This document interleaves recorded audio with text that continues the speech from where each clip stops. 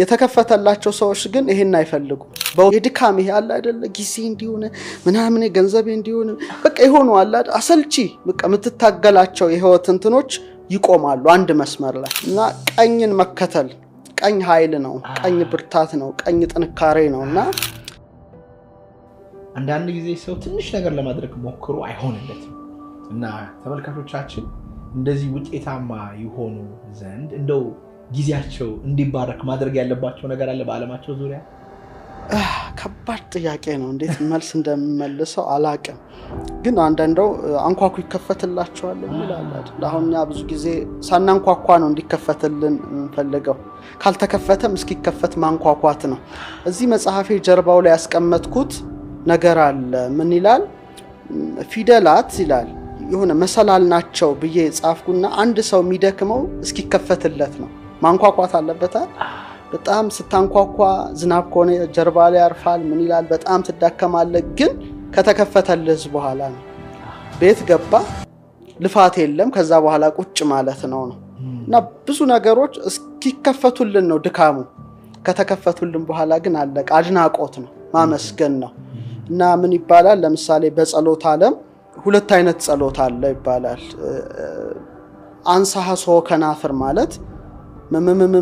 አድርግልኝ የምትለው የሥጋ ጸሎት ነው የተከፈተላቸው ሰዎች ግን ይሄን አይፈልጉ በውስጥ ይጸልያሉ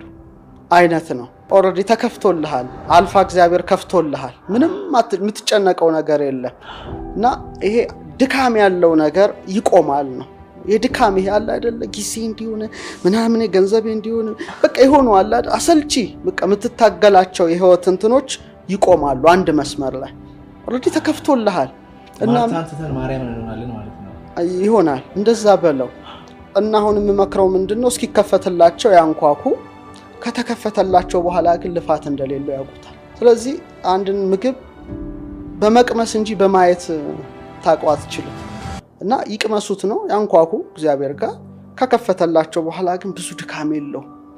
ጊዜም ራሱ ይታዘዛል ምንድነው መጨረሻ መጽሐፌ ላይ 37 አልፋ 73 ላይ የጻፍኩት ነገር አለ በጣም መጨረሻ ላይ ራሴ ጥቅስ ነው ምን ይላል አዋቂ ከሆንክ ይላል ተፈጥሮን ትሰማለህ ይላል ጠቢብ ከሆንክ ግን ተፈጥሮ ራሷ ትሰማሃለች በጣም ልዩነት አለ ተፈጥሮ መስማት ዕውቀት ነው ግን ተፈጥሮ ደግሞ አንተን ከሰማች ደግሞ ጠቢብ ነህ ማለት ነው ኮንቨርሴሽን ተጀምሯል እና ተግባባላችሁ ቻይና ጋር ሄደ አማርኛ ብታወራ አይሰሙም አንተ ማትሰማም በቃ መደነቋቆር አለ አይደል አሁን ቅድም ያልኩ አይነት ነው በጣም ስትለው ገብቶኛል መደነቃ አለመሰማማት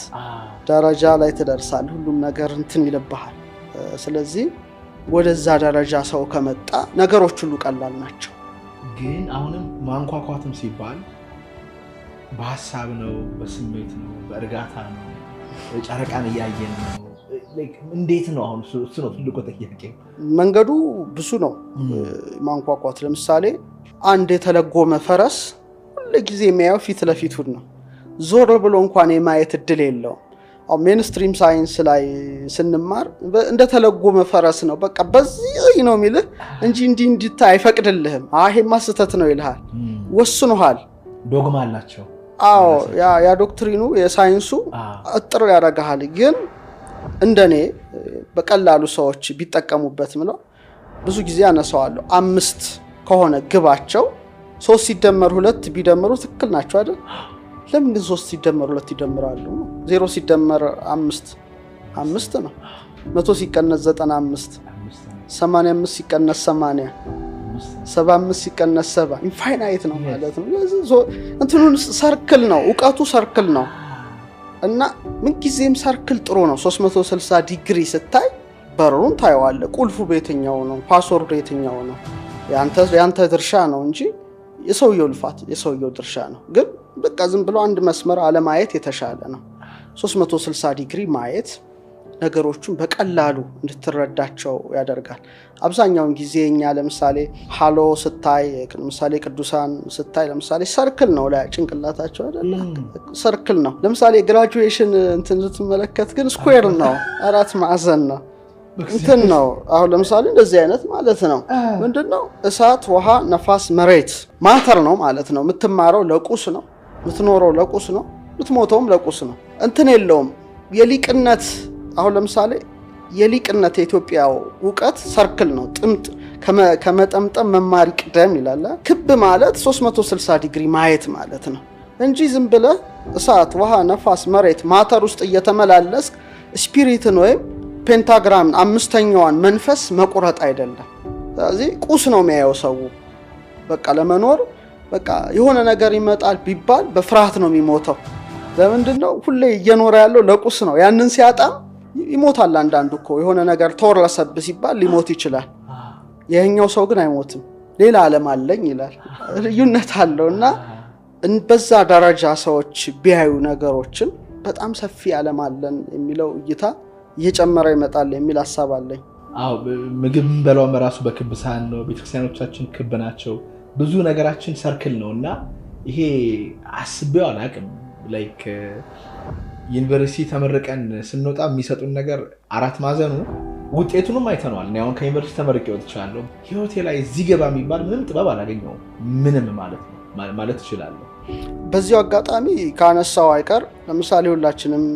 የመጀመሪያ ዲግሪያችን ስንማር ሁለተኛውንም ሶስተኛውም ስንማር ትሬንዱ ተመሳሳይ ነው ለምንም ብለን አንጠይቅም ባይዘው ለምሳሌ መነሳንስን ከቀኝ ወደ ግራ ዙር ይልሃል ግዴታ ታዞራለህ ግራ ምንድነው ግራ መጋባት ነው ግራ ምንድነው ብለህ ታየዋለህ አሁን በ16ኛው ክፍለ ነገሮቹ ሲጀመሩ ምንድነው ትልቁ ነገር ዝም ብለን እንደው ሰፋ አድርገን እንየው ነው እንደ ዕውቀት ሰው ካየነው የቀኝ ያንጎል ክፍልህና የግራ ያንጎል ክፍል አንድ አይደለም የቀኙ ሞር መንፈሳዊ ነው ተመስጦ ይወዳል ዜማ ይወዳል ጥበብ ይወዳል ቋንቋ የሚባል አይወድም ክርክር አይወድም ሎጂክ አይወድም ሎጂክ በቃ WH ኢኩዌሽን አይልም ሞር ብሌሲንግ ነው የሚያምነው በረከት 5 እንጀራ 2 ዓሳ 5000 ሰው አጠገበ ቢባል ይሄኛው ያምናል ይሄ ግን እንዴት ይላል ሃው እንዴት ይላል እና ቋንቋ ይወዳል ይሄ ግራው ቁስ ነገር ይወዳል በአብዛኛው ጊዜ ጥናቱ አሁን የተደረሰበት ጥናት ነው ይሄ ደግሞ ኢንቲዩሽን ነው ቀልብ ምናምን የሚባለው ነገር አለ ይሄ ግን ቋንቋ ማቴማቲክስ ምናምን ሎጂክ የሚወድ ነው ሜንስትሪሙ ሳይንስ